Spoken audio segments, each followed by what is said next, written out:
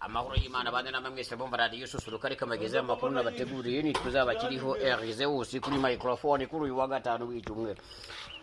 Abaturage bikira mu Ruzigatsibo mu ntara y'Iburasirazuba bw'u Rwanda ngo babuze amazi meza ng'ijerekani igurira G5 cyangwa 300 kandi ubundi kuri cyose kinagereza igijite cya 20 bagasaba ikigo cya Wasake ngo zigitwaye Wasake ni Water Sanitation Corporation kuba rero babona amazi meza.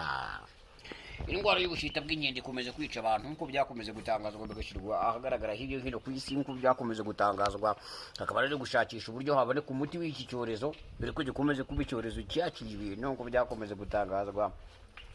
Hanze y'u Rwanda Uburusiya na Ukraine intambara ikomeje guca ibintu kwa Vladimir Putin nazo rankisi nkuko byakomeze gutangazwa bikabwirwa itangazamakuru. Naho mu yandi makuru perezida wa Uganda Yoweri Kaguta Museveni we yavuze ko urubyiruko rwihangira imirimo ngo bamwe mu rubyiruko bibira abamotari bashaka icyo bakora biteza imbere ibihe byose nkuko byakomeze gutangazwa. The new partnership for Africa Development Communication about only common market for using the South Africa sayos